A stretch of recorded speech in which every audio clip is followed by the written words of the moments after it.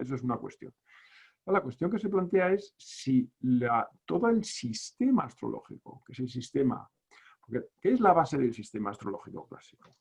Yo creo que esa base es fundamentalmente la conexión de signos y planetas a través de los domicilios. Efectivamente. Esa es la base absoluta del... O sea, si te cargas eso, te carga la astrología clásica. Efectivamente. 12 casas, 12 signos, y cada casa tiene que estar regida por un planeta, cada signo, casa regido por un planeta, etc.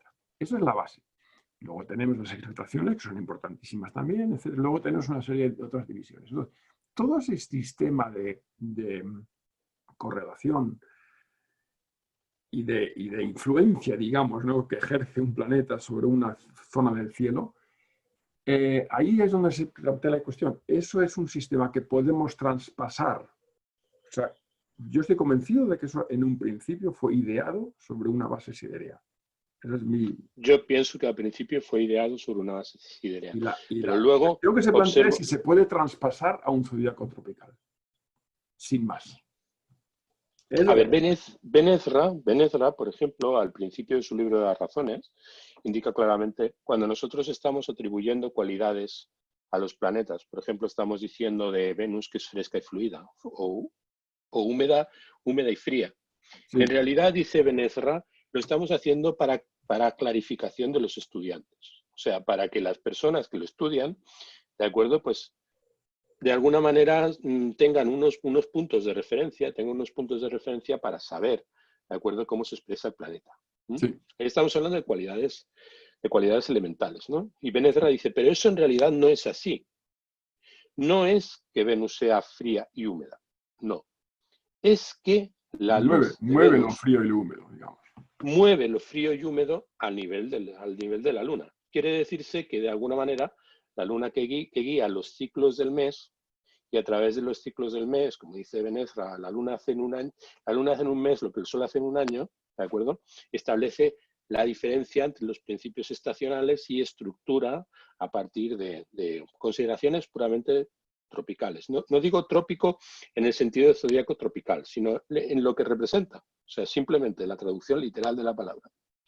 Entonces, los planetas no tienen, desde el punto de vista de Ben Ezra, cualidades intrínsecas elementales. Por ejemplo, es una cosa que nosotros observamos. Cuando nos referimos a la modalidad en la que se expresa cada uno de los planetas, sabemos que la modalidad de cada uno de los planetas a través de cada signo obedece a la modalidad del signo. Que ningún planeta tiene modalidad o ritmo intrínseco, sino que lo adquiere a partir del signo en el que se encuentra en función de la relación que mantiene el planeta con su señor y otros valores, otros factores que no vienen al caso, ¿no?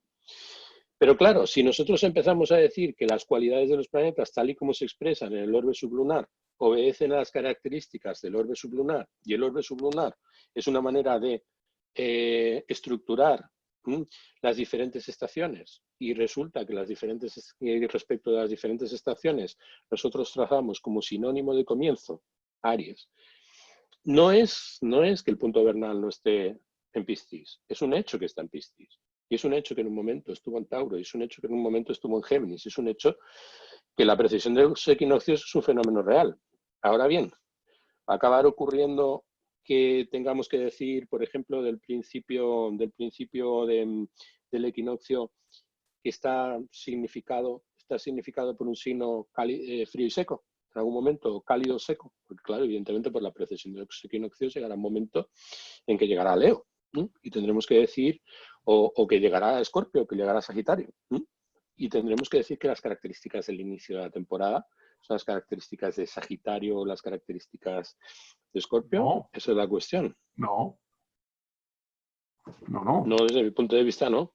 No, es Seguirán que siendo el inicio de la primavera seguirá teniendo las características del mes. Y si sí. las características del mes están asociadas a Aries, siempre será Aries. No Sí, porque esté pero en eso, Aries. yo eso lo discuto, porque vamos a ver, como dije antes, los astrónomos ya sabían ya conocían, a lo mejor no conocían la norma, no conocían la ley, digamos, astronómica, pero sí sabían que el equinoccio lo observaban, que el equinoccio estaba pues, a mediados de Aries o que el equinoccio estaba a principios de Tauro. Sí. un ejemplo que viene de la astrología hindú, lo voy a leer.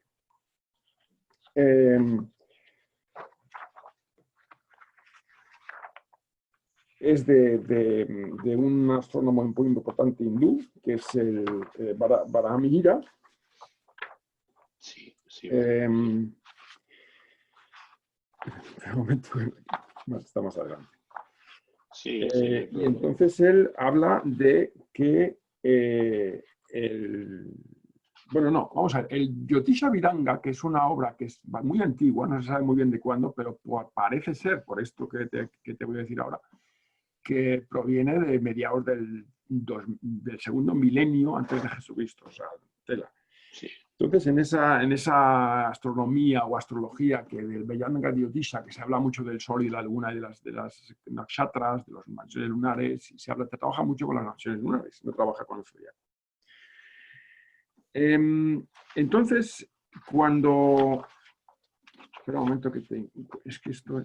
Esa es otra cuestión de las mansiones lunares, evidentemente eso es siderio, totalmente. O sea, Sí, no tiene ningún sentido pero el caso es establecerlos. El caso es que en el Vedanga Jyotisha, ahora lo he encontrado, dice, esto es de Vedanga Jyotisha, dice, cuando el Sol y la Luna están juntos con la estrella Dhanishta, que es la estrella que nosotros llamamos Rotanev, es la zona del cielo donde está el delfín, que es finales de Capricornio, de la constelación de Capricornio, o sea, Capricornio siderio, principios de Acuario.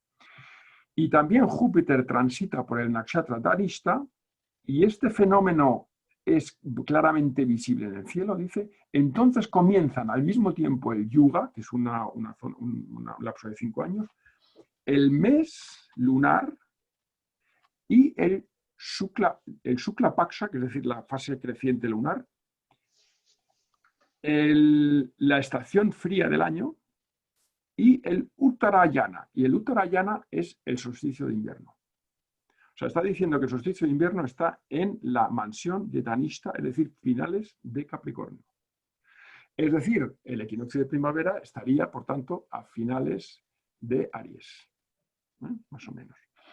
Y Varahamihira, en su obra, en el Brihat Samhita, precisamente lo corrobora, dice, hubo en efecto un tiempo en que el curso del Sol hacia el sur, es decir, del solsticio de invierno, de verano, ¿no? A partir del solsticio de invierno, comenzaba en el centro del nakshatra Aslesha. El nakshatra Aslesha es la última parte de Cáncer. Y su curso hacia el norte... El sol, por aclararlo, por si a alguien de nuestra escuela, el momento en el que el sol está en el solsticio de invierno, pues va bajando, bajando, Pablo. El solsticio de verano va bajando hasta que llega al sur. Sí. Y a partir de ese momento, en el momento en que llega el solsticio, da un giro y sube hacia Entonces, arriba. dice que comenzaba el curso hacia el sur, comenzaba en nakshatra Aslesha, que es finales de Cáncer, y su curso hacia el norte al principio del nakshatra Dhanishta. Principio del nakshatra Dhanishta significaría en un zodiaco siderio 23 grados, 24 grados de Capricornio. Sí. Dice, porque así está atestiguado en las obras antiguas.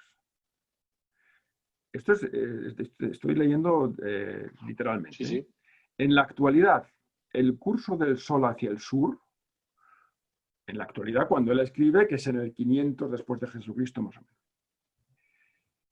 el curso del Sol hacia el sur comienza en el inicio del signo de Cáncer y el otro en el comienzo del signo de Capricornio. O sea, te está hablando de Cáncer y Capricornio como habla de los nakshatras, está claramente hablando del siderio. Sí, sí, sí. Entonces, a lo que voy es que la identificación, vamos a ver, es que tú lo que dices, si te entiendo bien, es que hay, digamos, una identidad natural o por naturaleza entre lo que es el signo de Aries y la primera estación del año. No. Esto, yo lo que indico es que la primera estación del año hay que darle un nombre, es el nombre de Aries. Sí. Pero que obviamente la primera, el punto del equinoccio está en Piscis. Sí. Es simplemente eso, o sea, es la descripción, la constatación de un hecho. Si nosotros le damos un nombre, le estamos dando un nombre al comienzo de la primavera. Darle un nombre al comienzo de la primavera, a nosotros nos importa, hombre, lo podemos llamar Aries, lo podemos llamar Sí. Perico, podemos ponerle cualquier nombre, el nombre no es lo importante. Si elegimos el nombre de Aries es porque en algún momento, que es una de las múltiples hipótesis, coincidió. O porque en realidad Aries pues implica aspectos que tienen que ver con el tópico y con la descripción topológica, que es una descripción topológica analógica que nos permite llevar las imágenes a determinadas evocaciones de índole mitológica, de muy diversas índoles. O sea, ¿por qué la constelación de Aries se llama Aries? Eso no viene al caso. Desde mi punto de vista, la cuestión a través de la cual se manifiestan las características de los signos es simplemente vinculadas al hecho de que el equinoccio empieza en algún punto y ese equinoccio, ¿de acuerdo?, tiene unas determinadas cualidades que de alguna manera los planetas, filtrados a través de las características de ese signo en el orbe correspondiente, ¿de acuerdo?, pues determinan una manifestación. Y que esa manifestación, como indica Benezra, no es una manifestación intrínseca de los planetas, sino es la manera, de acuerdo, en que el núcleo sensible, la sustancia sensible del orbe sublunar, reacciona a la luz en términos, como indicaba Al-Kindi, de inclinación y de frecuencia. ¿De acuerdo? Entonces, desde ese punto de vista, pues hay dos versiones, dos versiones fundamentalmente que no están expresadas nunca en términos polares, pero que se aprecian en toda la tradición. O sea, los que dan una explicación causal, o sea, como por ejemplo Al-Kindi, o como por ejemplo Masalá, como por ejemplo los árabes aristotélicos, y los que dan una explicación que no es causal, sino que es una explicación analógica, que va más en la línea de pensamiento predominante dentro del ámbito de la astrología helenística, en donde evidentemente la condición de que ellos estaban gestando un sistema y por lo tanto estaban estableciendo la secuencia de un lenguaje formal, pues eran a lo mejor mucho más conscientes que los árabes de que ellos estaban inventando el zodiaco como un ingenio, como un aparato cibernético, y no digo cibernético en el término que se entiende cibernético en la actualidad, sino cibernético en el sentido en el que las palabras griegas quieren decir, o sea, en el sentido de un sistema,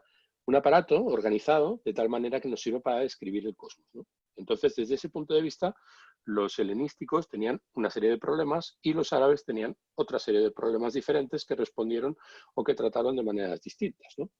Y en el ámbito de las influencias de los planetas, desde el punto de vista de los árabes, que se volvieron mecanicistas y se volvieron hasta ¿Se cierto volvieron punto qué?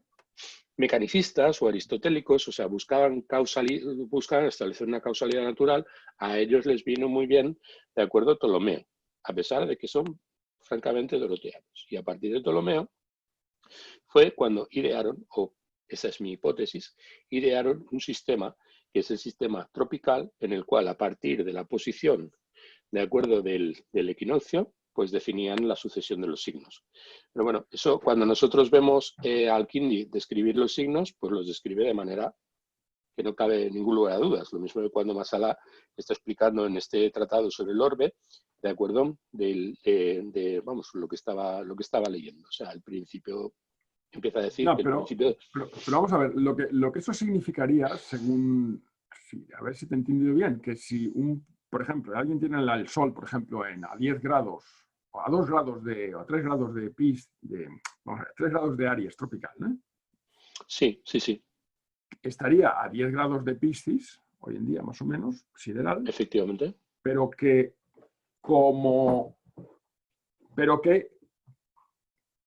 ejercería una influencia análoga a lo que es, bueno, es que el Sol es un mal ejemplo, pon la Luna, porque el Sol es mal La ejemplo. luna, por ejemplo, sí. Pon No, la mejor Luna, la luna. ¿no? Que estaría dando una influencia, influyendo con una modalidad Aries, porque es el principio del año, es el principio de la estación, de las estaciones del año. Es lo que está diciendo. Aunque está en Piscis, está influyendo con una modalidad Aries. Lo que diría, o lo que yo entiendo que dirías, que es mi manera de explicarme, ¿de Sí, acuerdo? Lo que expresan los antiguos. O sea, en el fondo nosotros debemos dar ese salto. Debemos dar un salto cognitivo a través del paradigma sobre el que operamos, ¿no? O sea, en el sentido de que la Luna, por poner un ejemplo, ¿de acuerdo? Tiene que filtrar su luz por un espacio en concreto del cinturón zodiacal, que ese espacio en concreto es un espacio que se corresponde cuando el Sol pasa por ahí con unas determinadas manifestaciones que se corresponden con la época del año correspondiente. Por ejemplo, cuando el Sol pasa por Aries, bueno, pues se expresan las cualidades de la primavera. ¿Mm? Y sí. se Y expresan las entonces, cualidades de cuando la pasa primavera. otro planeta por esa posición, también está expresándose Efectivamente. según la... Sí, Hay una frecuencia que tiene que ver, como expresaba Al-Kindi, de acuerdo con con una determinada memoria, ¿vale? La memoria de la Luna, que es, como decía Benezra, lo expresaba, o sea, la Luna es análoga a la naturaleza, porque es de la naturaleza de todas las cosas. Y entonces, cuando se filtra la luz por allí, de alguna manera se produce un efecto, que no es un efecto del planeta, porque el planeta está por encima del orbe sublunar, sino que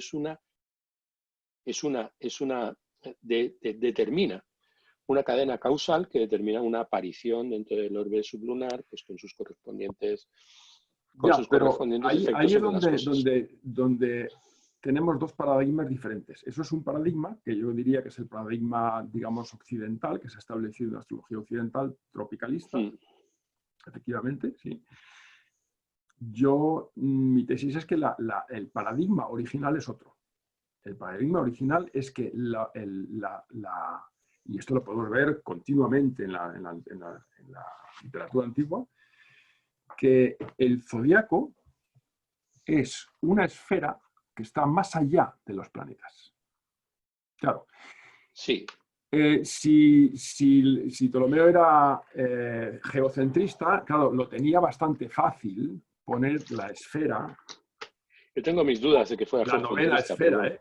Bueno, lo tenían fácil poner esa novena esfera más allá de la octava esfera, como una última esfera, etcétera, etcétera. En el momento en el que se descubre el heliocentrismo, eso se desbarajusta totalmente. Eso se viene abajo. Eso está claro.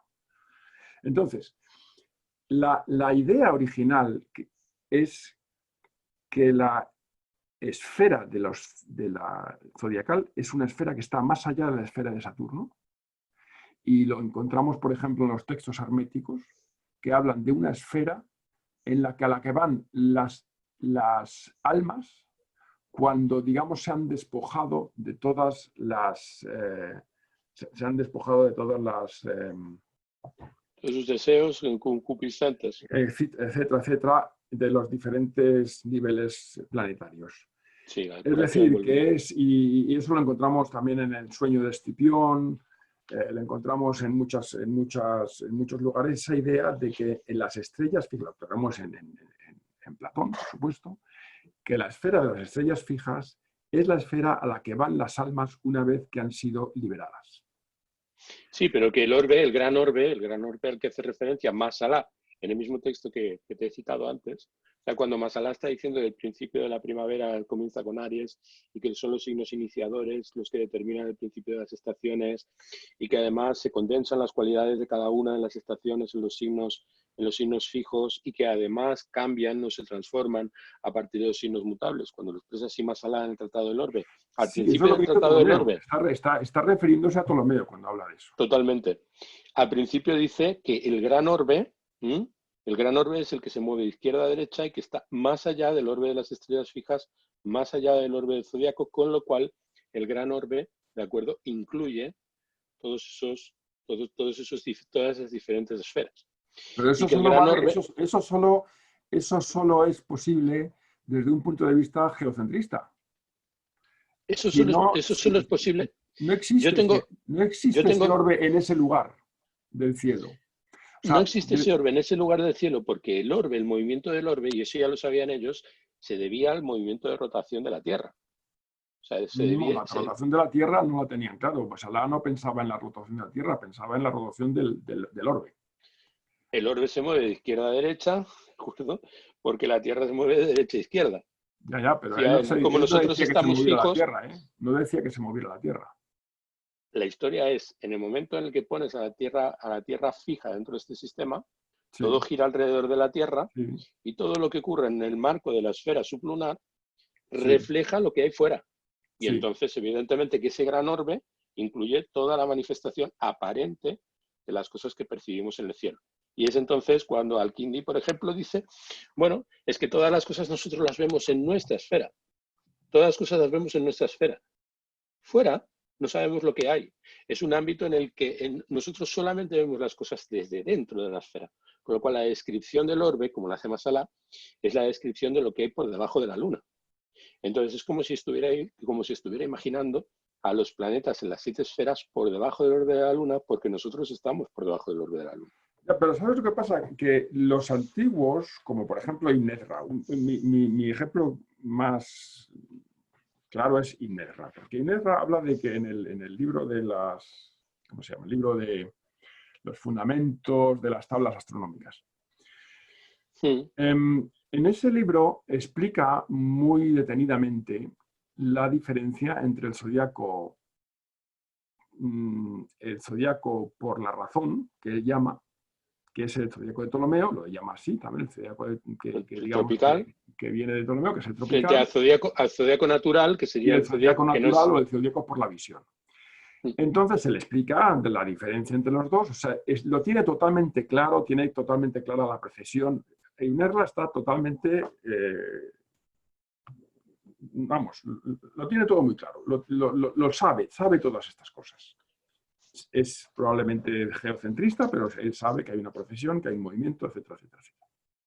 Y te lo explica.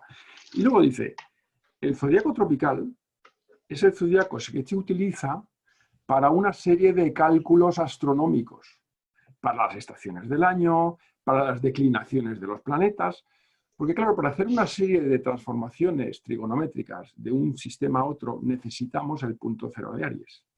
El punto cero de Aries matemáticamente es necesario también para hacer una serie de transformaciones y para poder hacer una serie para poder ubicar los planetas en los diferentes referenciales, que es el ecuador, el zodíaco, etcétera, etcétera, o sea, el de la eclíptica me refiero, ¿no?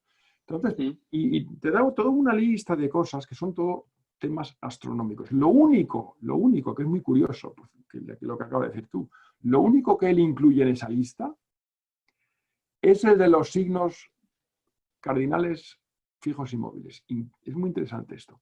Y luego dice, el zodíaco de los hindúes, que llama, el zodíaco sidéreo, es el zodíaco que necesitamos para saber los domicilios de los planetas, las exaltaciones de los planetas, los decanatos, las fases, etcétera, etcétera, etcétera. O sea, todo el juicio astrológico, lo que es el juicio astrológico que nosotros hacemos a partir de un horóscopo, y que va mucho más allá de lo que es el tema de las cualidades primitivas, porque va mucho más allá. Estamos hablando de una carta que nos está explicando el destino del nativo.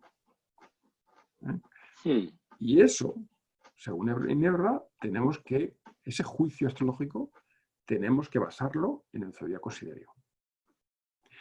Y al parecer, por los testimonios que tenemos de cartas y de otros autores, también más tardíos, de la época árabe,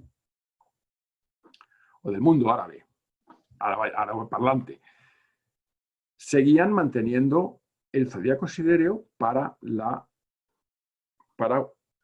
el juicio astrológico. Y lo que dices tú de esa identificación que existe, eso es evidente que existe esa identificación, es lo que digo, creo que es lo que hace que esto sea un rompecabezas, esa identificación entre Aries y el comienzo del año, ¿no? Y una de las cosas que a mi juicio no lo puedo demostrar, pero creo que es bastante plausible, que digamos que los antiguos tuvieron un problema en desligar, o sea, sabían que eso no es lo mismo, el zodiaco sidéreo del zodiaco tropical, pero querían a rajatabla, digamos, que estuviera conectado. Entonces sabían que hay una precesión, y entonces ¿qué hicieron? Es idear la idea de una trepidación. La oscilación. De la que habla Masalá y que... habla ya de la que ya habla Teón de Alejandría en el siglo V después de Jesucristo. Sí. Entonces, ¿la trepidación qué es? tengo aquí una cosa, si la puedo enseñar un momento. Sí, claro. La trepidación, según el... Un momento.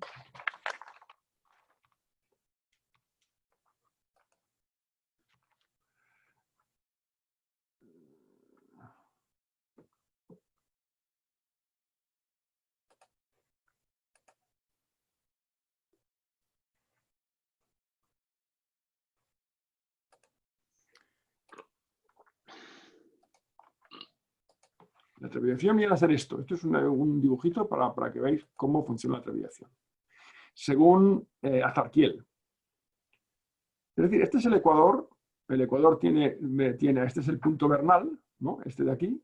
Y el Ecuador, Sí. pues, hace un círculo, hay una esfera que se mueve en círculo alrededor de un punto de la eclíptica, que sería el cero Aries sidéreo. Sí. Y entonces, un momento, voy a ver. Entonces, un momento. Conforme se va moviendo el ecuador, veis que el punto de intersección se va desplazando de un lado para otro. Lo habéis visto, ¿no? Efectivamente. Entonces, ese modelo de trepidación que sigue vigente en los astrólogos y astrónomos árabes, no en Ibn Ezra, me parece que Ibn Ezra no aboga por la trepidación, pero muchos sí lo hacían. Y uno de ellos fue Azarquiel, que fue uno de los autores más importantes, de los astrónomos más importantes de la época árabe, ¿no? Sí. Un andaluz, un astrónomo de Andalucía, al-Ándalus.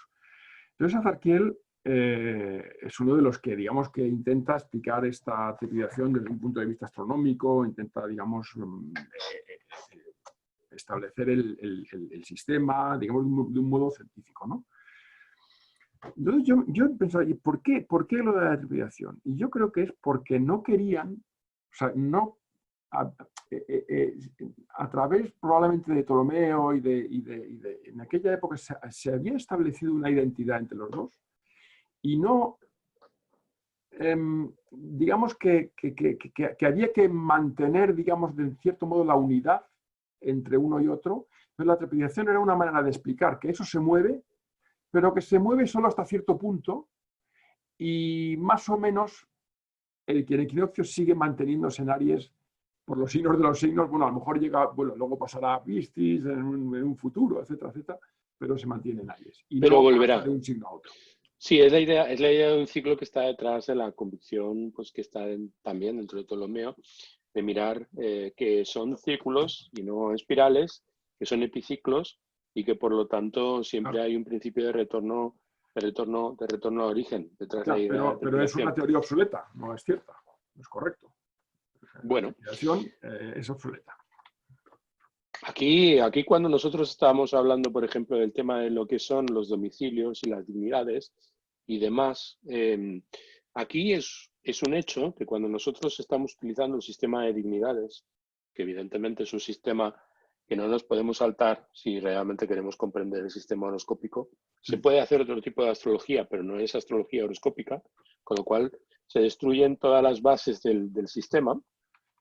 Quiere decirse, por lo tanto, desde ese punto de vista, que si nosotros asociamos las dignidades al sistema sidéreo, esto es a la manera de entender el zodiaco sidéreo, desde un punto de vista tropical, que es el punto de vista a través del cual los planetas ejercen su influencia en el orbe sublunar, porque nosotros decimos que si las cualidades de los planetas obedecen a la manera en que en el ámbito del orbe sublunar la incidencia de sus ángulos, de sus rayos, generan todos los procesos de generación y de corrupción, estamos indicando, por lo tanto, que esas condiciones que tienen que ver con las estaciones son las que determinan las influencias de los planetas sobre los entes sublunares y a la vez estamos diciendo que eso solamente es una forma de zodiaco intelectual y que nada tiene que ver con las dignidades. Porque hay una cosa que a mí me llama poderosamente... O sea que lo que significaría eso que dices es que, por poner un ejemplo, a mí me gustan los ejemplos prácticos para poner... Significaría que una luna, como he dicho antes, en 3 Aries. grados de Aries tropical, 10 grados de Aries de Piscis sideral, Sí, estaría funcionando a un nivel sublunar, a un nivel de elementos, de cualidades primitivas, estaría funcionando como una luna seca y caliente, sí. pero que al mismo tiempo estaría su dispositor y sería Júpiter. No, lo que estoy diciendo es que la Luna estaría ejerciendo su influencia sobre los elementos, o sea, Sí, sobre la esfera de los elementos, a través de lo que representan las cualidades del primer segmento de la eclíptica, que es el efecto que ha producido el Sol sobre ese espacio y se corresponde con la cualidad de sí, la sequedad y sí. se corresponde con la cualidad de la calidez. Y sería, por lo tanto, una luna condicionada al regente del signo, al que le entregaría su naturaleza y disposición si contactara con él, si lo viera o si... Aquí podemos entrar en cuestiones técnicas. Ya. Pero por encima de todo, que las cualidades a las que está sometida la luna, que es en sí fresca y húmeda, ¿de acuerdo? Pues serían la sequedad y la calidez. No Y la al mismo frialdad y la tiempo, y al humedad, mismo tiempo dices, no la frialdad y la humedad, y al ¿de mismo tiempo acuerdo? No dices la que ese frialdad y la humedad de Piscis. y al mismo tiempo dices que ese sector tiene que estar regido por Marte. El tema de por qué está regido por Marte es otra cuestión. O sea, de que realmente Bueno, aquí pero esa es la cuestión que hay una... estaba planteando yo, porque, claro, porque eso se contradiría a lo que dice Inerra, por ejemplo. Claro, Inerra no tiene por qué tener razón, ¿eh? No es que no estoy poniendo a Inerra como el... Pero estaría contradiciendo a Inerra y a muchos otros astrólogos de aquella época y de la época antigua que establecían que esa luna está en Piscis y por tanto es una luna cuyo dispositor es Júpiter. Yo tengo mis dudas de que una luna que está en el sector que se corresponde al principio de la primavera, porque tomamos como punto de referencia Aries Sí. para el inicio de la primavera, funcione como si estuviera en un signo del final del invierno. Tengo mis serias dudas, precisamente por ese motivo. O sea, Sí, bueno, por el motivo de que no hay una causa sustancial. O sea, no hay una causa sustancial detrás de llamar al primer signo de la primavera, Aries o Nisan o cualquier otro nombre que le demos, ¿vale? pero, O pero sea, en el sentido de que nosotros estamos comprobando, de acuerdo, que la luna que se encuentra en Aries se encuentra en el sector del cielo que se corresponde con la fase que recorre el Sol al principio de la primavera. Y eso es cálido y seco, no húmedo y frío. no, Porque perdona, el no, principio de la primavera... vamos a ver, la primavera, Cálida y húmeda, es la cálida y primavera húmeda. no es cálida y húmeda y no es cálida y seca, ¿eh? Pero es porque aquí Cuidado, establecen un sistema doble, es cálida y húmeda. ¿eh? Pero el signo de Aries es cálido y seco en una temporada cálida y húmeda. Tal y Sí, como lo expresa... pero ahí ya te das cuenta de que esto de los elementos atribuidos a los signos no se corresponde con las estaciones del año. O sea que ahí yo también tengo un problema, ¿eh? Porque eso de que el verano empiece en un signo de agua, la verdad, a mí yo no lo entiendo. O sea, sé los argumentos, que el sol empieza a retroceder y que Cáncer retrocede y es un animal que va hacia atrás. Pero eso de que el comienzo del verano sea un signo frío y húmedo, pues a mí no me cuadra para nada, vamos, para nada. O En sea, la doble articulación... lo que quiero decir con esto es que esa identificación que tú estás haciendo entre signo y estación del año es una identificación que creo que se ha hecho a posteriori y que no está ahí en su origen y que no estaba pensada en su origen esa identificación. De hecho, yo incluso y ahora,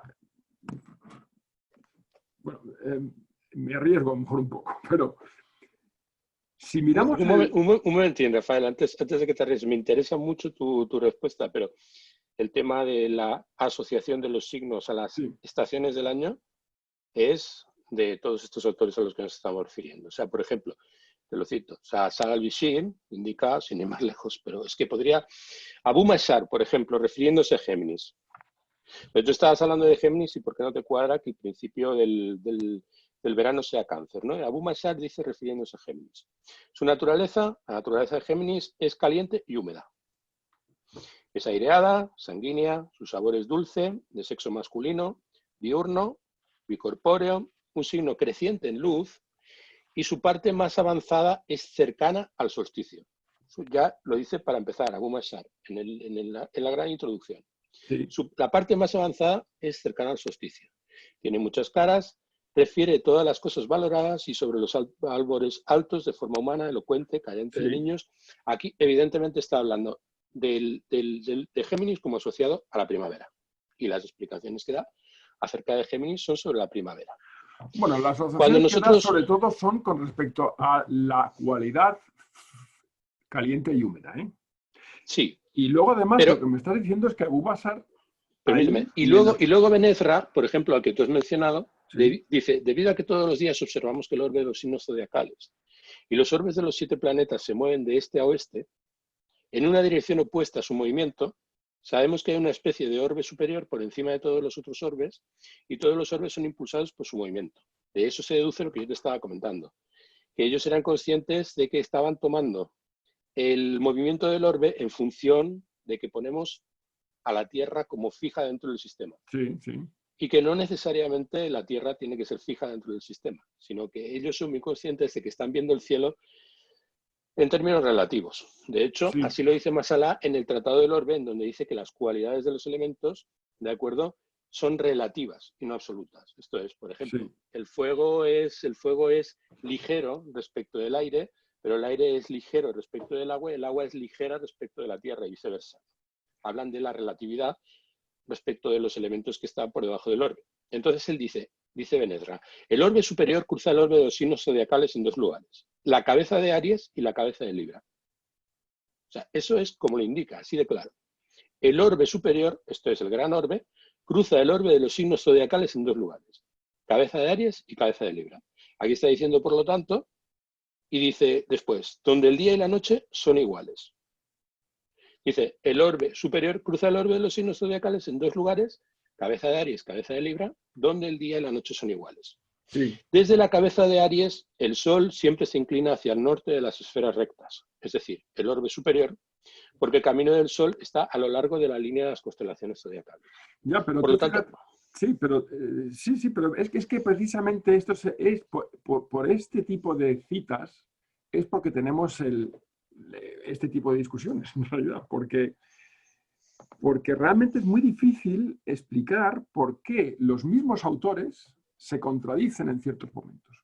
Eso es porque una no se contradicción. contradicen, porque no se contradicen, amigo. Porque al mismo tiempo en otra obra está hablando de que el juicio astrológico hay que hacerlo en base al zodíaco siderio. Y en la época de Ibn Ezra, el equinoccio de primavera estaba en Piscis y no estaba en la cabeza de Aries. Totalmente de acuerdo, Rafael. La idea es hasta qué punto se contradicen. O sea, realmente nosotros no tendríamos que ver en nuestras polémicas modernas acerca de si zodíaco siderio o zodíaco tropical, no tendríamos que ver el problema en que tú utilices el zodíaco siderio y yo utilice el tropical, porque yo también utilizo el siderio. La idea es que deberíamos juntarnos para saber qué es realmente lo que querías decir. O sea, empezar a colaborar para saber qué es lo que quería decir realmente Benezra. Y y tampoco lo puedo demostrar, mi convicción, ¿de acuerdo? Mi convicción es que Benezra no se contradice. Está expresando la misma cosa en función de asuntos que son diferentes, porque ellos eran utilitaristas. Ellos buscaban, por lo tanto, la resolución de problemas. Entonces, respecto de O sea, determinados problemas o que estarían utilizando un zodíaco para una cosa y el otro zodíaco para otra. Estarían articulando ambos zodiacos. Desde mi punto de vista, estarían articulando ambos zodiacos. O sea, hay un hecho, eso te lo concedo totalmente, estamos totalmente de acuerdo en que en un primer momento el zodiaco siderio es el zodiaco genuino de la astrología horoscópica, incluso muy anterior. Cuando tú estás hablando de Babilonia, de Caldea, de que de alguna manera el zodiaco trópico es como una especie de necesidad implícita en los griegos cuando reciben la transmisión del zodiaco siderio. Yo estoy totalmente de acuerdo en que el zodiaco siderio permea toda la tradición astrológica. También estoy de acuerdo que el zodiaco tropical ¿de acuerdo? Es un zodiaco que en el fondo nos plantea problemas evidentes, o sea, en el sentido de nos plantea el problema evidente, bien claro, de que si yo quiero enseñarle a mi hijo dónde está el sol en estos momentos, yo no le puedo señalar hacia el sector del cielo de Géminis, que es donde yo digo que está. O sea, tranquilamente mi hijo me puede decir, papá, no estás en lo cierto, esto está en Tauro. Punto. Sí. Pero Tauro. hay otro problema, y es que si haces si el zodiaco lo basas y las cualidades del zodiaco, de los diferentes signos, y todo este sistema lo basas en las estaciones del año, entonces tienes el problema que una persona que ha nacido en Argentina, el 30 de septiembre, pues según eso tendría que ser Aries. No, bueno, es que ahí tenemos ese problema es un problema que es peccata minuta al lado del hecho de que una persona que nace en Argentina, si quiere mirar las estrellas, tiene que mirar hacia el norte, mientras que si nosotros queremos mirar las estrellas, tenemos que mirar hacia el sur. ¿Cómo? Eso, el último no lo he O entendido. sea, el tema es que nosotros aquí tenemos, evidentemente que tenemos una esfera, ¿no? O sea, Sí. yo para referirme a la posición, para referirme a la eclíptica, yo miro hacia el sur, tengo que mirar hacia el Sí. sur. Entonces, ¿cuál es la perspectiva si yo me encuentro en el hemisferio sur? Estamos invirtiendo, o sea, si está invertido. O sea, Sí. la idea, entonces, al lado del hecho de que Aries sea el principio del otoño en Argentina, mientras que Libra es el inicio del verano, al lado del hecho de que cuando contemplamos el cielo, estamos contemplando el cielo invertido en un sitio y en otro, es como peccata minuta. Es que es muy normal que si nosotros estamos contemplando el cielo invertido, ¿de acuerdo? Los equinoccios nos indiquen la entrada a dos temporadas completamente diferentes, a dos temporadas simétricas. O sea, tiene todo el sentido. Tiene todo el Bueno, sentido que sea pero así. si me estás hablando de que me estabas diciendo antes que primero el signo de Aries es que el signo de Aries es caliente y seco, y me lo estaba refiriendo también al comienzo de la primavera. Entonces, Cuando nosotros estamos hablando de lo que es, bueno, aparte de lo que te estaba comentando, de la doble comprensión acerca de las cualidades primarias, como por ejemplo, Charles Sober lo explica de manera maravillosa en su libro sobre la astrología helenística, de un tratado de astrología clásica muy interesante, en donde dice es que hay que articular las cualidades primarias del signo, lo que se corresponde de acuerdo al principio de las diferentes estaciones, con el hecho de que las estaciones tienen unas cualidades intrínsecas, ¿no? O sea, cuando nosotros estamos leyendo a Abu Mashar indica tenemos un hemisferio que es el hemisferio lunar, tenemos otro hemisferio que es el hemisferio solar, en donde se reparten todas las dignidades esenciales en función de las velocidades de los planetas, de acuerdo, según el orden caldeo, explica de manera pormenorizada cómo se da ese desarrollo, y tenemos que el cielo oriental y el cielo occidental, y los signos que se encuentran en el cielo occidental, ¿de acuerdo? Adquieren cualidades masculinas, por lo tanto, cualidades cálidas, ¿de acuerdo? Y los que están en el cielo occidental adquieren cualidades frías, ¿no? Y entonces es cuando vemos que las diferentes fases del año, esto es primavera, otoño, verano, invierno, ¿de acuerdo? O sea, las 4 estaciones tienen cualidades intrínsecas, en donde, por ejemplo, Ramón Llull explica que hay una conversión de cada una de las cualidades en cada una de las diferentes estaciones del año que hace que la primavera sea cálida y húmeda, el verano cálido y seco, el otoño frío y seco y frío y húmedo el invierno. Y dentro de cada uno de estos ecosistemas, por llamarlo de alguna manera, me invento la palabra, que a lo mejor no es demasiado correcta, se dan precisamente pues, la calidez y la sequedad de Aries, la frialdad y la sequedad de Tauro y la calidez y la humedad de Géminis, ¿no? Entonces, ya, articulados todos esos sí, factores, pero combinamos uno y otro. me concederás que aquí, a partir, en esa última frase que dices, ahí estás introduciendo unas cualidades en, en el desarrollo del clima en las estaciones totalmente hipotética, ¿eh? Porque eso de que el clima es más seco y más caliente al principio de la primavera, dentro de lo que es la primavera húmeda y caliente, Efectivamente, pero eso, vamos a ver, entonces es cuando entonces es cuando yo empiezo a decir, bueno, pero vamos a ver desde el punto de vista cómo empieza explicando más las cualidades de los signos. Él dice, hay 3 tipos de movimiento, hacia arriba, hacia abajo y alrededor, 3 tipos de movimiento. Entonces nosotros entendemos las cualidades primarias, dice Masalá, a partir de las características de ese movimiento, hacia arriba, hacia abajo o alrededor. Entonces, ¿qué es cálido? Cálido es de dentro hacia afuera. ¿Qué es frío? Frío es de fuera hacia adentro. Ahí está hablando de la calidez y la humedad, no por las cualidades de sentir frío o de sentir calor, sino por el hecho de ser de dentro hacia afuera, leve, o de fuera hacia adentro, grave. Y ahí está haciendo a partir de las cualidades una explicación que concuerda perfectamente con la teoría de la gravedad aristotélica. Cuando dice, Aristóteles habla de la gravedad, y cuando habla de la gravedad dice hay cosas que van hacia abajo y hay cosas que van hacia arriba. Sí. Entonces, Pero cuando estamos hablando de calidez, y de frialdad, no estamos hablando de lo que me hace frío a mí o de lo que me hace calor a mí. eso, eso es, sí, pero vamos, pero sigo diciendo que Cuando estamos Claro. hablando de la calidez, de Aries, estamos hablando de la levedad que es necesaria para el inicio de todas las cosas. Esto es la expansión. Estamos hablando de la expansión. Y después de una fase de expansión tenemos una fase de contracción, que es Tauro. Y luego una fase de expansión, que es Géminis, y así sucesivamente. Sí. No tiene que ver con que haga frío o con que haga calor, porque a veces en primavera, al principio de la primavera, hace un frío que te cagas. Y a veces, pues hace un calor que te mueres. Y eso depende de muchos factores que tienen que ver también con otros. Ya lo sé. Pero bueno, ¿Sí? lo que quería explicar es que, claro, las cualidades de los signos realmente muy poco tienen que ver con las estaciones del año. O sea, tenemos ahí esa idea de que Aries es el principio de primavera, lo hemos establecido, pero la verdad, el que haya una parte de la primavera que es más de fuego, o sea, más cálida y seca, otra que es más fría y seca, y luego otra que es húmeda y caliente, eso,